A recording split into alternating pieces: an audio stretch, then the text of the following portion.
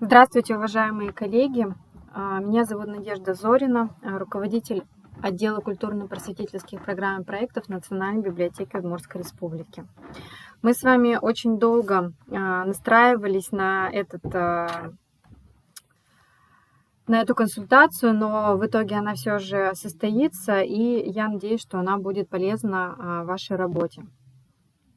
Итак, тема нашей сегодняшней консультации – клубы по интересам в библиотеках.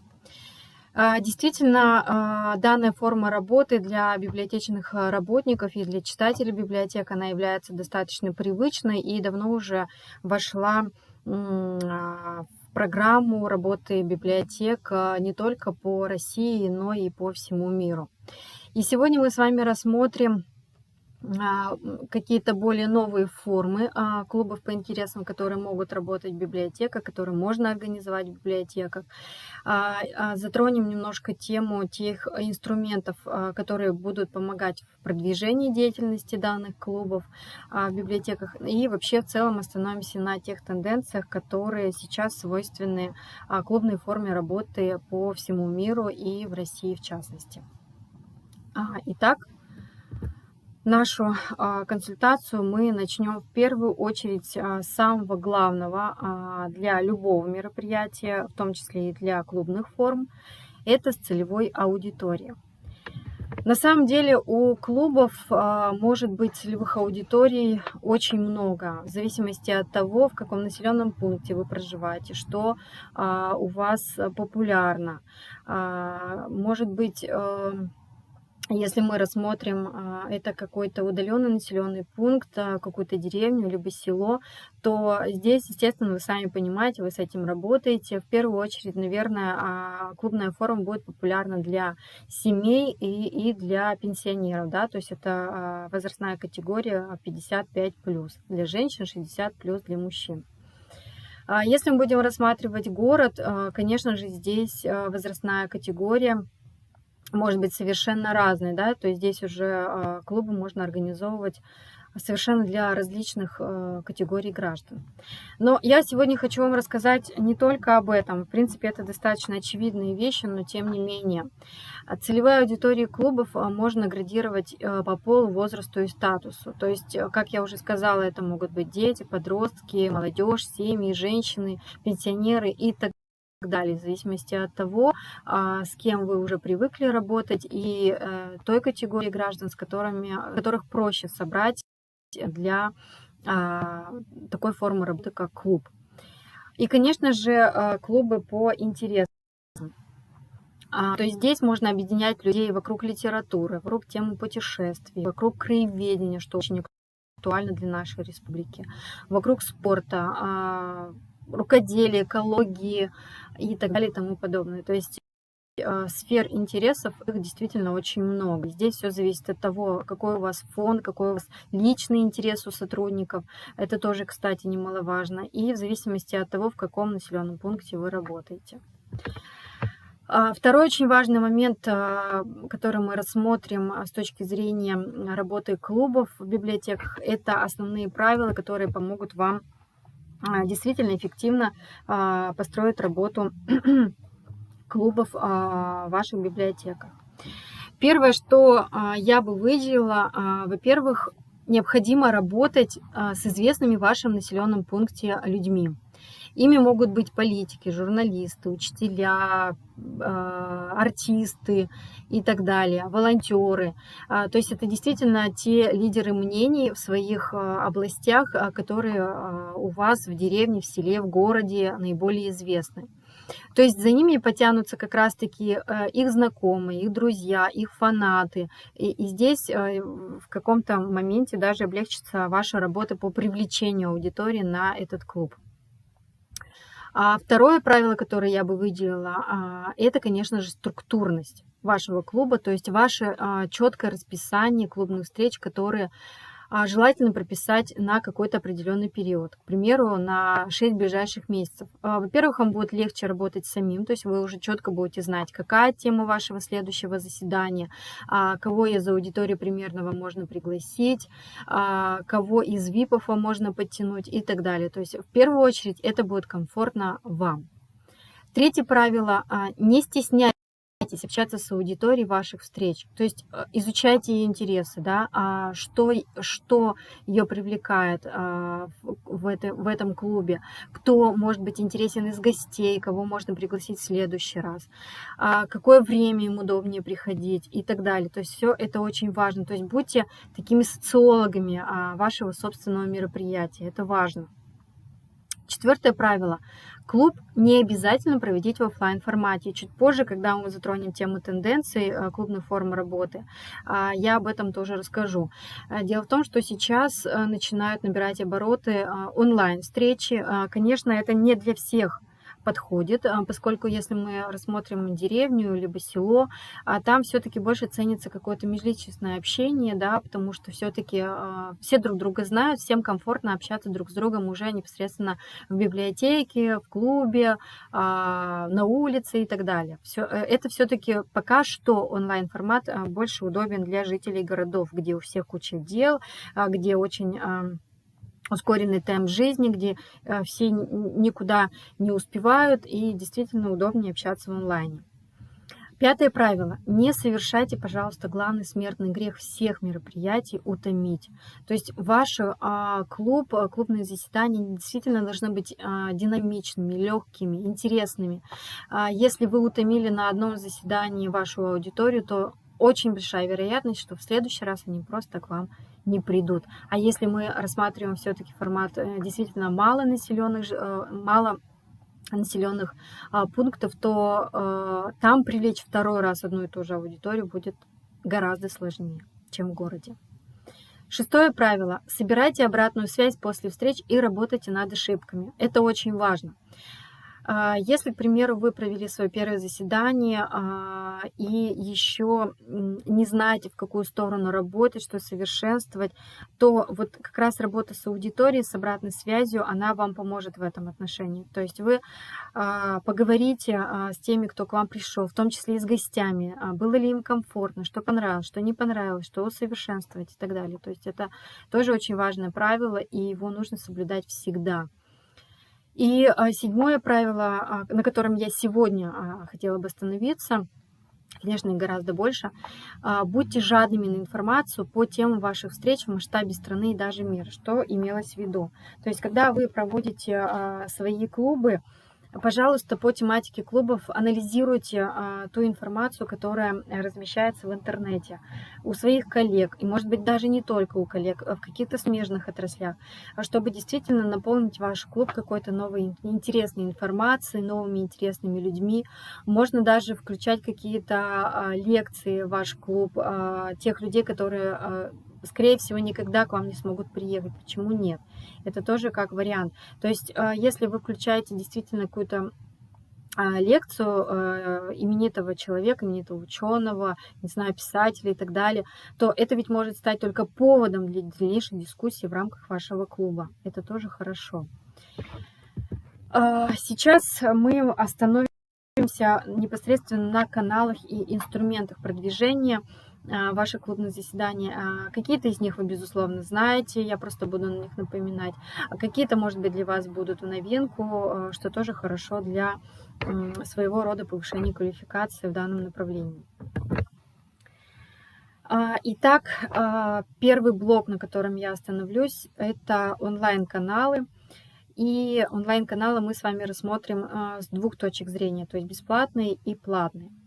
Какие бесплатные онлайн-каналы мы можем рассматривать? В первую очередь это соцсети. Даже в одних соцсетях можно сделать так много и совершенно бесплатно, что к платным каналам можно, в принципе, даже и не обращаться. Что конкретно в соцсетях мы можем сделать? Во-первых, это новость на стене вашей группы, на вашей странице, если вы ее ведете отдельно, вне зависимости от группы. А во-вторых, это рассылка информации через подписки в группе. Во-вторых, это кросс-постинг новостей с партнерскими группами. Это могут быть СМИ, это могут быть какие-то учреждения образования, например. Это может быть даже администрация, это может быть какие-то просто паблики жителей вашего населенного пункта, неважно. То есть в любом случае в вашем населенном пункте эти партнерские группы создать и с ними законтачиться несложно. В-четвертых, это сторис, если мы говорим в Инстаграме и ВКонтакте, либо посты о клубе на странице популярных в своих кругах людей. Это как раз-таки лидеры мнения, да, это могут быть государственные деятели, это могут быть бизнесмены, это могут быть артисты, это могут быть даже учителя, педагоги, какие-то психологи и так далее и тому подобное. И, конечно же, это прямая трансляция встреч. То есть, если вы проводите ваши клубные заседания в прямом эфире, то это дополнительный источник привлечения онлайн-аудитории к вашему мероприятию. Может быть, у вас действительно какая-то уникальная тема, если мы говорим, к примеру, о краеведении. И это может заинтересовать онлайн-аудиторию не только жителей вашего населенного пункта, но и, например, жителей республики, в которой мы живем, и даже смежных регионов, и кто знает, может быть, даже из страны. Подумайте об этом. Что можно делать в онлайне еще бесплатно? Во-первых, это использовать Яндекс.Районы, но это, конечно же, мы говорим прежде всего о городах, где Яндекс.Районы – это дополнительный сервис для продвижения определенных мероприятий, встреч и так далее. Яндекс.Дзен. Вообще, это такая блогерская площадка, где можно размещать различного рода статьи. Они действительно авторские, с какой-то точкой зрения на определенные моменты. Здесь вы можете вести свой блог самостоятельно, да, то есть как библиотекарь. Вы можете взять какого-то своего харизматичного сотрудника, который действительно хорошо, интересно пишет. И в Яндекс.Дзене совершенно бесплатно он может публиковать свою авторскую точку зрения на то или иное мероприятие или, например, анонсировать там что-то. Действительно, там вкусно, интересно, так что это заинтересует жителей вашего населенного пункта, и они на ваш клуб придут. Еще один онлайн-инструмент – это, конечно же, размещение информации на сайтах сторонних учреждений, интернет-СМИ. Ведь у них есть не только свой канал, допустим, в соцсетях, своя страница, имею в виду группа, но есть свои сайты. И частично сайты этих учреждений тоже читает та аудитория, которая вам интересна. И последний инструмент – это email-рассылка или рассылка в мессенджерах.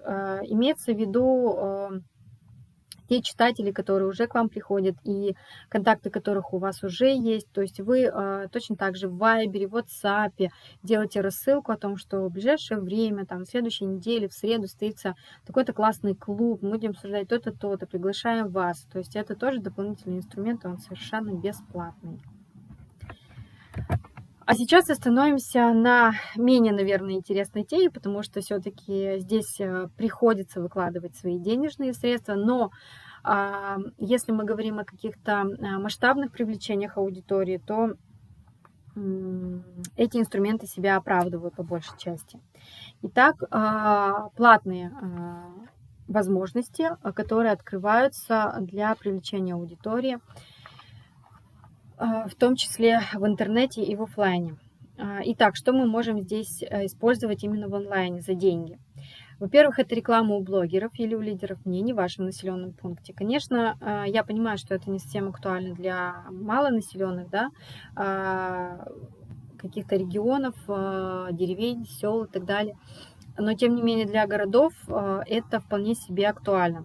Прежде всего, это крупные города республики: Ижевск, Сарапул, Воткинск, Глазов, где тоже есть какие-то свои топовые блогеры, они, конечно, бесплатную информацию размещать не будут. Во-вторых, это платные объявления в тематических группах. Конечно, это тоже актуально прежде всего для городов, где вот эти тематические группы как раз-таки зарабатывают на платных объявлениях. И если вы действительно рассчитываете на какой-то многочисленный клуб или на какую-то узкую аудиторию, которую вы можете найти только через этот инструмент, то почему нет? И, конечно, это таргетинг в социальных сетях. Это, наверное, даже отдельная тема для разговора, потому что здесь все-таки нужно технически разбираться в том, как это настраивать, либо платить специальному человеку за настройку таргетинговой рекламы. Но это тоже один из инструментов, который мы можем использовать для привлечения аудитории к нашему клубу. Если мы рассматриваем офлайн-каналы, то я думаю, что большинство из них вы в любом случае знаете, и мой комментарий здесь будет, скорее всего, такой напоминательный характер иметь, но тем не менее. Что мы можем здесь рассматривать? СМИ. Конечно, анонсирование встреч на мероприятиях, как на своих, так и на сторонних. Что имеется в виду? То есть, к примеру, вы пошли читать лекцию в школу, и вы можете заодно взять какие-то с собой флаеры и сказать о том, что вот, ребята, у нас на следующей неделе придет такой-то классный человек на наш клуб, пожалуйста, приходите и так далее. Либо вы пошли на встречу с кем-то, да, случайно совершенно, либо вы пошли на совещание в администрацию и так далее. Почему нет? То есть вы захватите с собой эту информацию, и она вполне может заинтересовать участников этого мероприятия, куда вы пришли с точки зрения просто вашего участия. В-третьих, это проведение выездных встреч на территории заказчика. То есть вы можете договориться, например, с каким-то, я не знаю, магазином, с какой-то школой, да, например, с персоналом, а не с учениками, о встрече. То есть вы туда выезжаете и действительно анонсируете уже ваше клубное мероприятие. То есть специально организовываете дополнительную офлайн встречу в каком-то учреждении, в какой-то компании, в кругу каких-то людей и так далее. Ну и, конечно, сарафанное радио здесь очень хорошо работает, особенно на селе, где, например, ваша знакомая там Мария Петровна пришла, и очень понравилось, она уже всем своим подругам, родственникам рассказала, что мне понравилось, пожалуйста, приходите, там будет классно, здорово и так далее. Ну, про сарафанное радио, я думаю, уже объяснять не нужно дополнительно. Что еще в офлайне можно использовать, но уже за деньги? Конечно же, СМИ, потому что мы понимаем, что если на селе, например, бесплатно с ними договориться реально о размещении какой-то интересной информационной статьи о вашем клубе, то в городе это уже сделать гораздо сложнее. Поэтому зачастую на платной основе реально разместить какую-то статью, но уже это не будет бесплатно. Раздача листовок, флаеров, то есть это как раз к слову о том, что вы, когда идете на какое-то событие, на совещание куда-то, на встречу, либо на мероприятие ваше же организовано, но на другую тему, пожалуйста, берете с собой листовки, флаеры вашего клуба и раздаете там. Расклейка объявлений там, где это законно, этот формат тоже никто не отменял, пожалуйста, расклеивайте, но, пожалуйста, при этом соблюдайте те требования по расклейке объявлений, которые действуют в вашем населенном пункте. То есть не нужно каждый столб заклеивать вашим объявлением. Во-первых, это нехорошо, некрасиво, и, во-вторых, вы нарушаете закон. Ну и бартер, да, то есть как раз-таки здесь можно, вот я написала в скобках такой пример, то есть взамен на размещение листовок в магазине, да, вы бесплатно окажете какие-то копировальные услуги им. То есть это тоже актуально, например, на селе, в деревне, где у вас есть какая-то техника, и вы можете бартером оказать какую-то услугу, и взамен вам разместят листовки, которые вам нужны о вашем клубе в том или ином учреждении. То есть это только как пример, а вообще бартерных отношений, вот этих взаимодействий, их огромное множество. И сейчас, рассмотрев каналы в онлайне, в офлайне по продвижению ваших клубных мероприятий, мы перейдем, наверное, к самому интересному, к наиболее практически применимому в работе. Это как раз-таки опыт клубных форм работы в библиотеках и не только мы рассмотрим, потому что я придерживаюсь такой точки зрения, что если мы рассматриваем только опыт своих коллег, то это не совсем расширяет наш горизонт. То есть он его расширяет, но достаточно частично. А если мы будем рассматривать все-таки формы работы клубных, не только библиотек, но и в других учреждениях культуры и образования, то это все-таки расширяет наши границы и позволяет нам более широко взглянуть на наш дальнейший опыт организации клубных форм работы в наших учреждениях. Итак, если мы говорим о России, то хотелось бы в первую очередь остановиться на тех тенденциях, которые вообще на данный момент актуальны при организации клубных форм работы в нашей стране и которые будут действовать все-таки в ближайшее будущее тоже. Во-первых, клубные формы очень хорошо работают на детях. То есть их достаточно просто организовать, то есть вы делаете куда-то заявку, допустим, в ту же школу, либо в детский сад. На самом деле с детским садом тоже работают клубные формы в стране. и проводите с ними какие-то клубы. Во-вторых, это онлайн. Об этом я уже говорила в начале, что сейчас клубы тихонечко переходят уже в сферу онлайна, но еще не так активно, как по всему миру. В-третьих, третья тенденция – это уход от книг и клубные формы работы в формате «все обо всем». То есть на самом деле, когда мы собираемся такой аудитории клубного формата в библиотеках, мы действительно говорим уже не только о книгах, и это достаточно давно тенденция прослеживается. Мы говорим об экологии, мы говорим о компьютерных играх, мы говорим о робототехнике, мы говорим о танцах, песнях и так далее. То есть кто во что гораст. И эта тенденция, она действительно усиливается, и она будет актуальна еще очень долго.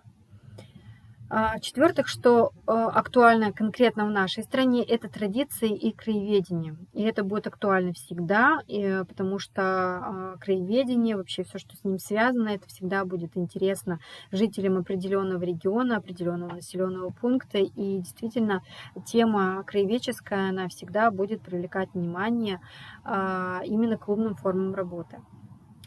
Ну и, конечно же, пятая тенденция, прошу прощения, это современные технологии. То есть чуть позже я вам покажу примеры клубных форм работы, которые затрагивают именно тему современных технологий. Это уже какие-то кибертехнологии, да, робототехника, 3D-принтеры, печать и так далее. То есть вот все, что касается именно современных технологий, это все становится актуально и при организации клубов в библиотеках. Итак, и сейчас, наверное, самое интересное – это конкретные примеры, которые мы можем рассмотреть с точки зрения именно российской практики. Итак, вроде бы стандартный книжный клуб, который действует в Москве, Chimp and Sparrow Book Club. На самом деле он не стандартный. В плане чего? Во-первых, он платный. Как вы видите на скриншоте, в месяц участники клуба платят 4000 рублей. Понятно, это Москва. Но, тем не менее, в чем его уникальность? Участники клуба во время встречи, они играют в викторины по книге, они пытаются смешно пересказать сюжет, спорят и примеряют на себя роли персонажей. То есть это необычный клуб, куда пришли люди просто поговорить, обсудить книгу. Нет, здесь руководитель этого клуба, кстати, он действует не при библиотеке, а его организуют совершенно два увлеченных человека, и проводят они этот клуб то в кафе, то они арендуют зал в библиотеке, то в музее, в зависимости от того, где что свободно. И приходят сюда люди действительно заинтересованы, кто хочет просто хорошо провести время, поговорить на английском, но говорят они при этом на окололитературные темы, что очень интересно. То есть тоже на заметку, вроде бы стандартная форма, но с другой стороны она далеко не стандартная книжного клуба. Второй момент – это библиотека профессий. В чем здесь интерес, уникальность в том, что, наверное, этот клуб можно применять и в селе, и в деревне, и в городе успешно. То есть, когда действительно на собрание клуба приходят представители реальных профессий, которые сейчас актуальны или не совсем актуальны, но они действительно могут быть кому-то интересны.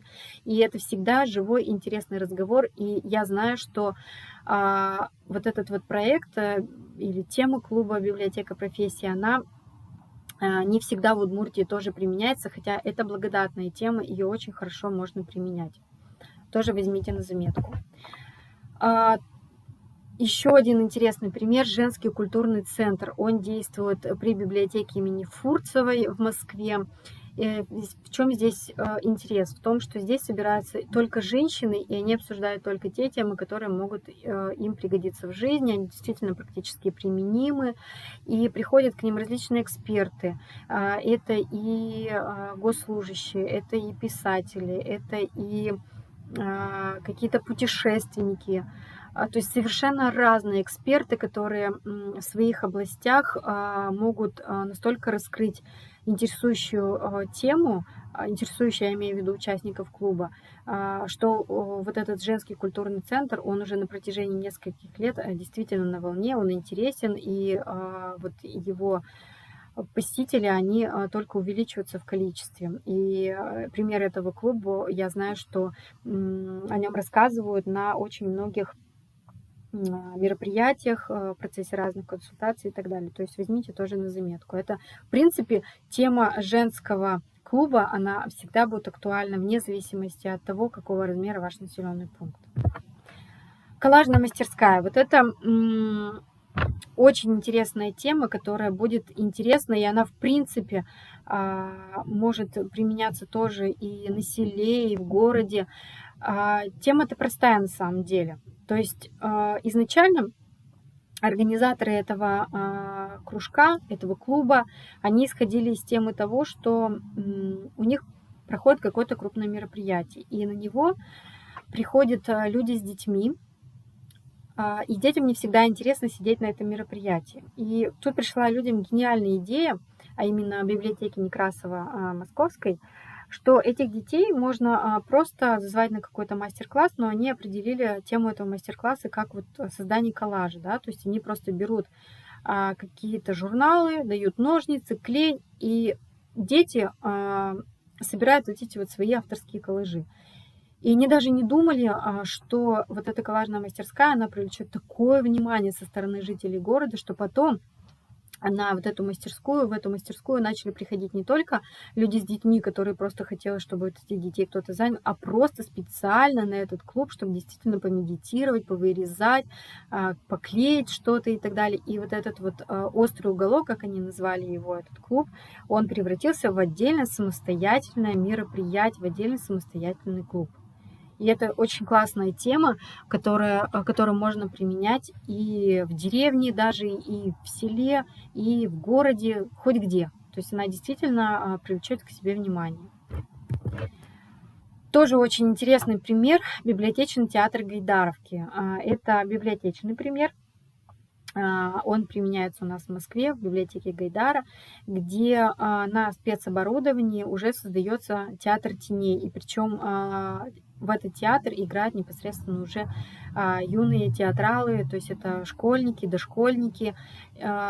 Очень любят, очень нравится эта тема теневого театра. И на самом деле из подручных материалов вот этот теневой театр библиотечный можно создать действительно тоже где угодно. Можно и в селе его показывать, можно и в городе его показывать, и дети действительно его очень-очень любят. Я думаю, что в принципе даже и для молодежи эта тема актуальна, и вот такой библиотечный театр в формате клубного заседания можно вполне себе использовать и применять и для молодежной аудитории, и даже для семейной аудитории. Это тоже будет и классно, интересно, весело и познавательно, да, потому что мы все-таки теневой театр основываем на книгах, на литературе. Клуб настольных игр тоже тема интересная, применяется тоже абсолютно где угодно. Собираете просто настольные игры, которые у вас есть дома, приносите его в библиотеку, собираете людей после работы или выходной, если, например, дождливая погода, почему нет. Это могут быть семьи, дети, подростки, пожалуйста, и вот под видом клуба настольных игр вы их собираете, и они весело проводят время у вас в библиотеке. Еще один интересный пример, интересная даже тема — это психологический клуб. В данном случае вот пример РГБМ, Государственной библиотеки для молодежи, в гостях у дядюшки Юнга.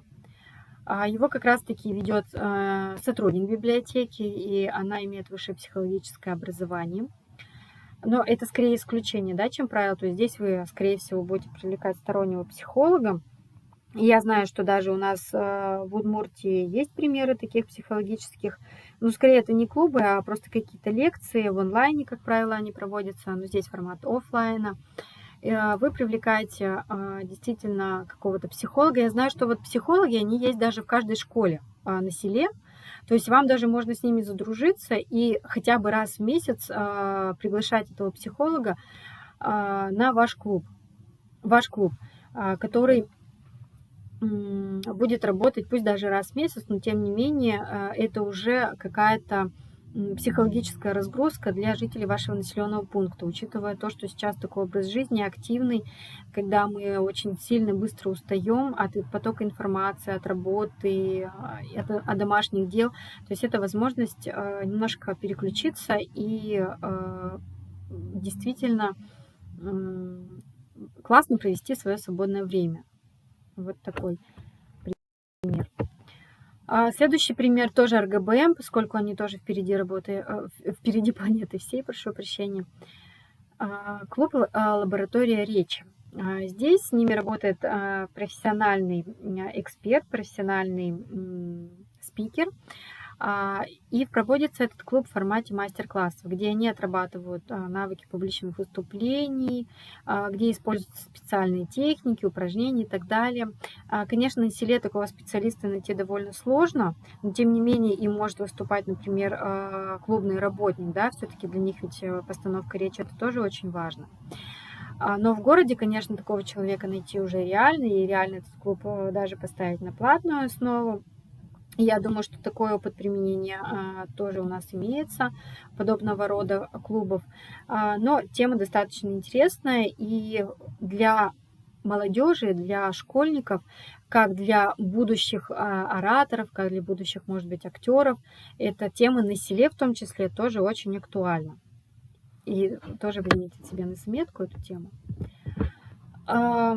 Еще один пример, взяла его из Хакасии, на самом деле он много где есть, и это скорее пример того, что вот эта тема, она действительно применяется много где, но если она у вас еще не применяется, то тоже возьмите себе на заметку, потому что цветоводство, садоводство, но фанатов на селе, в деревне найти просто не проблема. Каждый второй уже цветовод или садовод. Поэтому вот их объединить на самом деле несложно, и вот этот клуб организовать тоже достаточно просто по сравнению с другими какими-то темами, которые я уже сегодня затрагивала. Эко-клуб. Я думаю, что в любом случае по экологическому просвещению населения вы работаете хорошо, кто-то больше, кто-то в меньшей степени, но тем не менее, тема экологии, она действительно актуальна сейчас, и вот эти эко-клубы, в данном случае привожу пример детского эко-клуба, они будут актуальны, я думаю, всегда. И тему экологию, тему того, как разделять мусор, как чистить какие-то территории на вашем населенном пункте, как защищать природу и так далее, как ее любить, воспитывать в себе любовь к родине, к природе. Это действительно благодатная тема, и вот эти клубы на тему экологии, они всегда будут работать, и их всегда нужно организовывать. И если вдруг у вас этого клуба еще нет, то это классная, действительно рабочая тема для того, чтобы его организовать. Сейчас мы проговорили с вами и рассмотрели несколько примеров работы клубов в России, и остановимся уже на мировой практике. В первую очередь на тех тенденциях, которые будут актуальны в клубных формах работы в мировых библиотеках и библиотеках по всему миру. О том, что клубные формы работы очень хорошо применяются на детской аудитории, я уже говорила, потому что это в России тоже актуально, но в мире эта тенденция, она тоже присутствует. Онлайн. Здесь тоже долго останавливаться не буду, потому что по сравнению, конечно, с Россией, в мире онлайна гораздо больше. Это связано, во-первых, и с более жесткими мерами, принятыми в период эпидемии коронавирусной инфекции. Это связано, в принципе, и с тем, что библиотеки по всему миру, они более все-таки прогрессивные, чем библиотеки в России. Но тем не менее, и у нас в России эта тенденция тоже наблюдается. Но во всем мире, напомню, она все-таки уже давно актуальна. Современные технологии, об этом я расскажу уже конкретно на примерах, какие темы клубов можно применять именно если брать современные технологии. Инклюзия. Вот здесь я остановлюсь. Все-таки по сравнению с мировой практикой, я пока в Россию еще не вставляла эту тенденцию инклюзии, но тем не менее, если мы говорим о мировом опыте, то как раз-таки работа с людьми с ОВЗ в плане клубных форм работы, она действительно на волне, и там давно уже люди с ограниченными возможностями здоровья себя не чувствуют ущемленными, забытыми и так далее. Да? Мы в плане доступной среды говорим, в плане, в том числе работы в библиотеках. Чего нельзя сказать о России? У нас в Национальной библиотеке, вы, наверное, все знаете, не так давно произошло слияние с Республиканской библиотекой для слепых. Конечно, эта работа, она поставлена на хорошем уровне, и мы работаем с ОВЗ, с людьми с ОВЗ. Но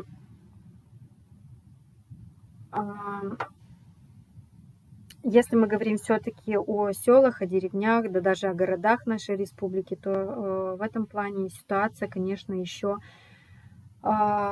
будет в дальнейшем, я надеюсь, справляться, потому что те темпы, которые сейчас есть в плане работы с людьми с ОВЗ, они все-таки оставляют желать лучшего. И еще одна мировая тенденция, которая и к России тоже давно уже применима, я уже не говорила, это уход от книг. То есть мы на клубах говорим обо всем, не только о книгах. Потому что библиотеки сейчас это не только книги, и это, наверное, уже фраза как притча во языцах. Сейчас библиотека это третий дом, куда мы приходим поговорить обо всем.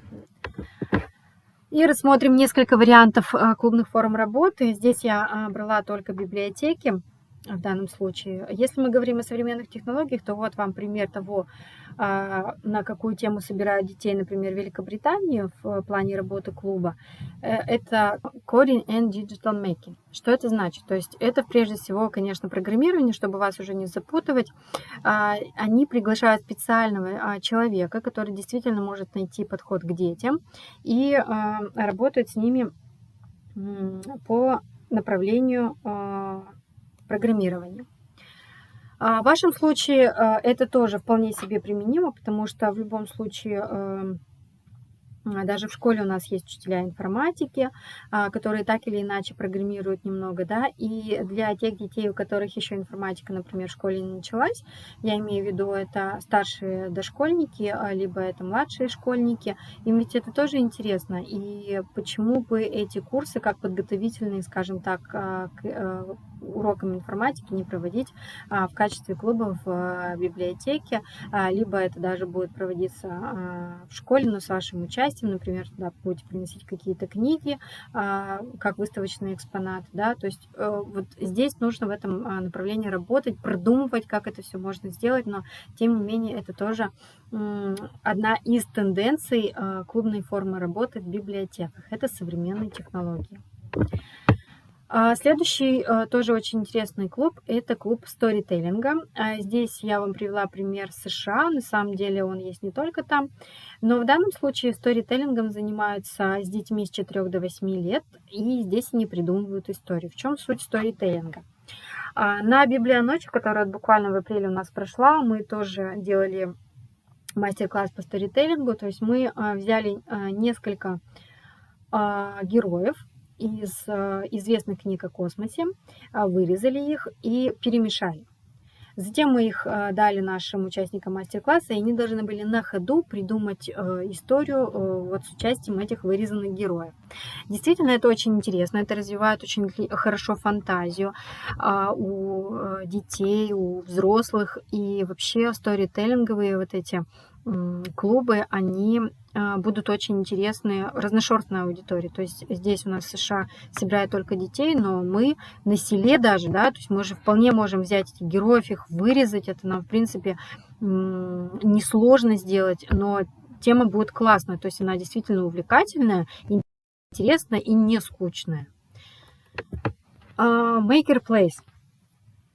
Тоже очень популярная тема в библиотеках по всему миру. В данном случае вот взяла библиотеку Финляндии, где стоят и швейные машинки, где есть столярная мастерская, где можно прийти, взять любой инструмент для быта, прийти домой, приколоть гвоздь и унести этот молоток с гвоздями обратно, сдать библиотеку, то есть там вообще иное отношение, да, к библиотечному обслуживанию. Там библиотека непосредственно в Финляндии, она рассматривается как некое хранилище вот этих всех бытовых инструментов, и вы спокойно можете прийти, взять в аренду этот инструмент, это шуруповерт, там, я не знаю, швейную машинку, что-то поделать дома, это спокойно вернуть, и вам не нужно весь дом захламлять вот этими инструментами бытовыми.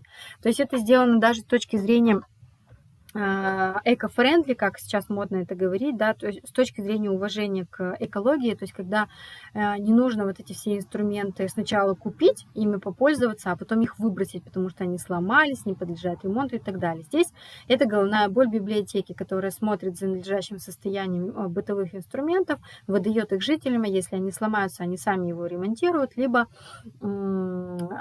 выкидывают и обновляют. И причем самое интересное, что вот аренда этих всех инструментов, она абсолютно бесплатна. То есть за это не берутся какие-то даже минимальные деньги.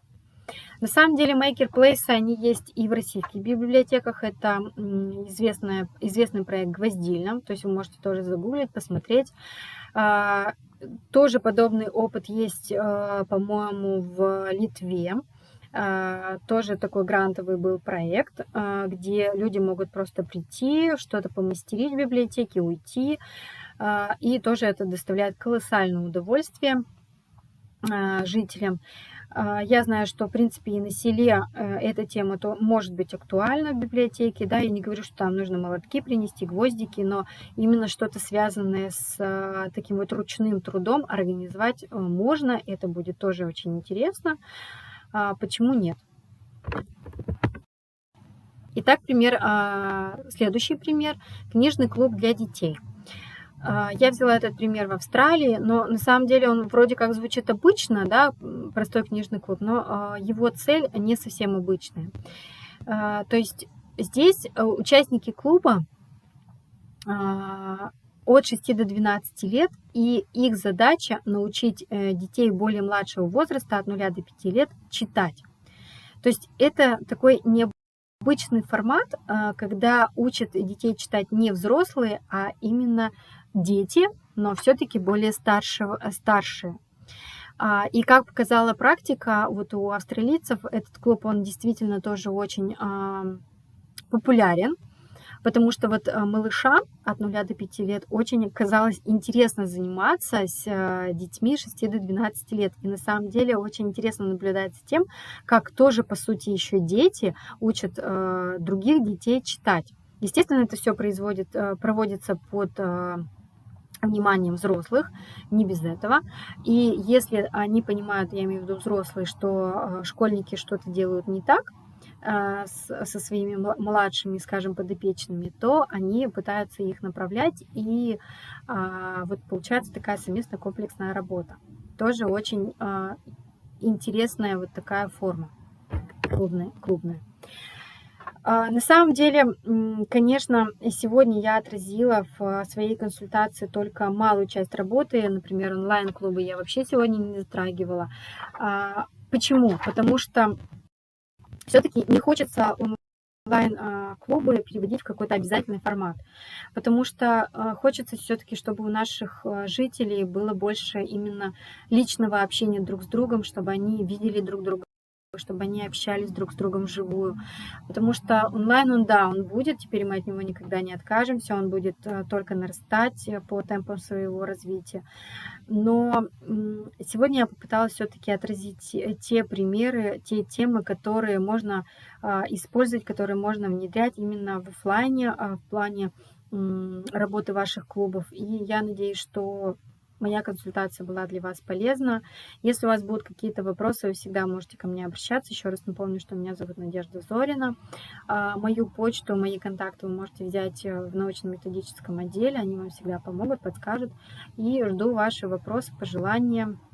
Потому что обратную связь я всегда люблю собирать. И об этом я сегодня уже тоже говорила, что это тоже очень важно. Спасибо большое и до новых встреч.